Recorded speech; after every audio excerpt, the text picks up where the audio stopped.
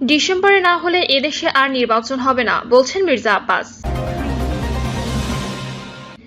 প্রধান উপদেষ্টা কেন বিএনপিকে নির্বাচন নিয়ে দোষারোপ করলেন বোধগম্য নয়, বললেন সালাউদ্দিন। জানাবো রাতের মধ্যে ঢাকা সহ 10 জেলায় ঝড়ের সংখ্যা। দেশের সব গণতান্ত্রিক দলই ডিসেম্বরে নির্বাচন চায়, বলছে 12 দলীয় জোট। এবং সর্বশেষ জানাবো পৃথিবীকে রক্ষায় 3-0 ক্লাব গড়ে তোলার আহ্বান ডক্টর ইউনূসের। শুনছিলেন সংবাদ শিরোনাম, এবারে বিস্তারিত। ডিসেম্বরে না হলে এদেশে আর নির্বাচন হবে না, বলছেন মির্জা আব্বাস।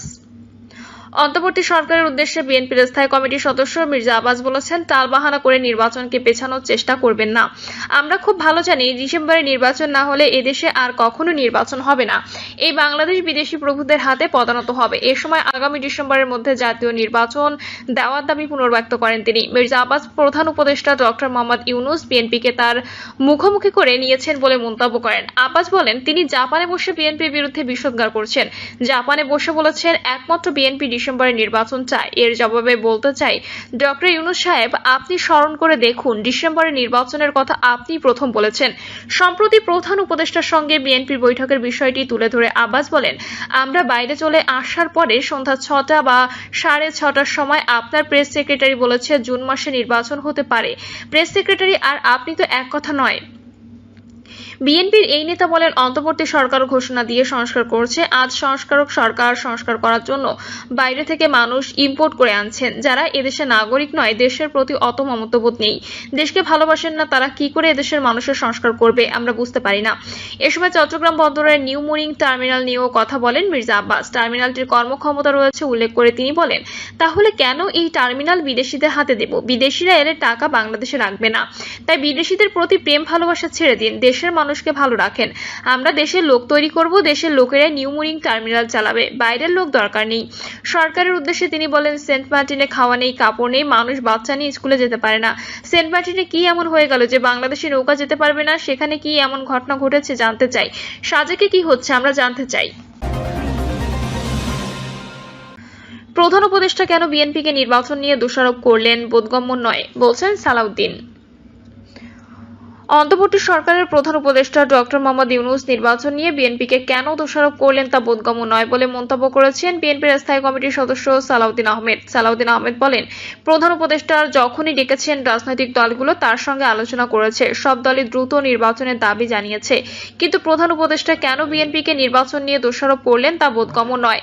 সালাউদ্দিন আহমেদ বলেন, প্রধান উপদেষ্টা ডক্টর মোহাম্মদ ইউনূসের কাছে যথেষ্ট তথ্য না থাকায় তিনি জাপানে কেবল একটি দল ডিসেম্বরের মধ্যে নির্বাচন চায় বলে জানিয়েছেন। বিএনপি এবং এর সাথে যুগপৎ আন্দোলনে যারা ছিল সমমনা সব দলই ডিসেম্বরের মধ্যে নির্বাচন চায়। অন্তর্বর্তী সরকার দ্রুত নির্বাচনের রোডম্যাপ দেবে এই প্রত্যাশা ব্যক্ত করে তিনি বলেন, সমগ্র জাতি নির্বাচনের জন্য অপেক্ষমান।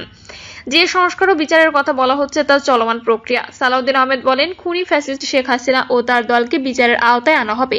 বিএনপি একটি সাম্যভিত্তিক গণতান্ত্রিক রাষ্ট্র বিনির্মাণে কাজ করতে চায়। তিনি আরো বলেন, দেশের স্বাধীনতার জন্য জন্ম হয়েছে জিয়াউর রহমানের। বাংলাদেশের উন্নয়ন, গণতন্ত্র, অগ্রগতি রুখে দেওয়ার জন্য জিয়াকে হত্যা করা হয়েছে। তাই আমরা এমন সমাজ বিনির্মাণ করব যেন দেশের গণতন্ত্র পুনরুদ্ধারের জন্য আন্দোলন করতে না হয়। রাতের মধ্যে ঢাকা সহ 10 জেলায় ঝড়ের সংখ্যা। আজ রাতের মধ্যে রাজধানী ঢাকা সহ দেশের 10 জেলায় 60 থেকে 80 কিলোমিটার বেগে ঝোড়ো হাওয়ায় পূর্বাভাস দিয়েছে আবহাওয়া অধিদপ্তর। আবহাওয়া অধিদপ্তরের নদীবন্দরের জন্য দেওয়া পূর্বাভাসে এই সংখ্যার কথা জানানো হয়েছে। পূর্বাভাসে বলা হয়েছে, খুলনা, বরিশাল, পটুয়াখালী, কুমিল্লা, নোয়াখালী, চট্টগ্রাম, কক্সবাজার, ঢাকা, ময়মনসিংহ এবং সিলেট অঞ্চল সময়ের উপর দিয়ে দক্ষিণ পূর্ব দিক থেকে ঘন্টায় 60 থেকে 80 কিলোমিটার বেগে বৃষ্টি, বজ্র সহ বৃষ্টি, অস্থায়ীভাবে ঝোড়ো হাওয়া বয়ে যেতে পারে। এসব এলাকায় নদীবন্দর সমূহকে 2 নম্বর নৌ হুঁশিয়ারি সংকেত দেখাতে বলা হয়েছে। পূর্বাভাসে আরো বলা হয়েছে, এছাড়া দেশের অন্যত্র একই দিক থেকে ঘন্টায় 45 থেকে 60 কিলোমিটার বেগে বৃষ্টি, বজ্র বৃষ্টি সহ অস্থায়ীভাবে দমকা ঝোড়ো হাওয়া বয়ে যেতে পারে। এসব এলাকায় নদীবন্দর সমূহকে 1 নম্বর সতর্ক সংকেত দেখাতে বলা হয়েছে। দেশের সব গণতান্ত্রিক দলই ডিসেম্বরে নির্বাচন চায়, বলছে 12 দলীয় জোট। 12 দলীয় জোটের নেতারা বলেছেন 2025 সালে ডিসেম্বরে কেবল একটি দল নয়, দেশের সব দেশপ্রেমিক গণতান্ত্রিক রাজনৈতিক দলই নির্বাচন চায়। একটি অবাধ, সুষ্ঠু ও গ্রহণযোগ্য নির্বাচনই দেশের মুক্তি ও উন্নতির অভিমুখ নিশ্চিত করে। বারবার তা প্রমাণিত হয়েছে। জাপান সফররত প্রধান উপদেষ্টা নোবেলজয়ী ডক্টর মোহাম্মদ ইউনূস নিক্কেই ফোরামে দেওয়া বক্তব্যে উল্লেখ করেছেন, ডিসেম্বরে মাত্র একটি দল নির্বাচন চায়। এই বক্তব্যের প্রতিবাদ জানিয়ে 12 দলীয় জোটের নেতারা বলেন, এক কথায় নিরেট মিথ্যাচার করেছে নোবেলজয়ী অধ্যাপক ইউনূস। কেবল একটি দলই নয়, দেশের সব গণতন্ত্রপন্থী দল স্পষ্টভাবে গত 9 মাস ধরে ডিসেম্বরে নির্বাচন আয়োজনের কথা বলে এসেছে। বরং তিনি নিজেই কিছু মৌলবাদী, জনসমর্থনহীন, মুক্তিযুদ্ধ বিরোধী রাজনৈতিক দলকে পাশে নিয়ে নির্বাচনের প্রশ্নটিতে বিলম্বিত করার চেষ্টা করছেন। 12 দলীয় জোটের নেতারা বলেন, আমরা 12 দলীয় জোটের পক্ষ থেকে দফায় দফায় এই বছরের জুনের মধ্যে নির্বাচনের কথা বলেছি। দেশের প্রগতিশীল রাজনৈতিক দলগুলো বক্তব্য, বিবৃতি এবং প্রধান উপদেষ্টার সঙ্গে বৈঠকে বারবার এই কথা উচ্চারণ করেছেন।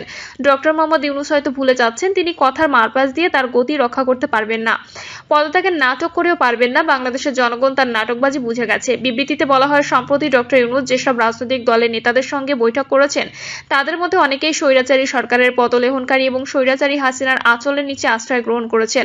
আমি ও ডামি নির্বাচন প্রতিরোধে তাদের ন্যূনতম কোনো ভূমিকা ছিল না। ভোট বর্জনের বিষয়েও তারা ছিলেন নীরব। এমনকি জুলাই আগস্টের ছাত্র জনতার আন্দোলনে তাদের কোনো ভূমিকা ছিল না। নিজের পায়ে চলতে পারে না এমন অনেকজন সম্পর্কবিহীন নেতৃত্বকে ডেকে নিতে গণতান্ত্রিক আন্দোলনে এবং গণঅভ্যুত্থানে সক্রিয়ভাবে অংশগ্রহণকারী দল ও নেতাকে অপমান করেছেন, অবজ্ঞা করেছেন। তার এই অসভ্য আচরণে গণতান্ত্রিক আন্দোলনের সঙ্গে সম্পর্কিত দল এবং নেতারা ব্যথিত এবং দুঃখিত।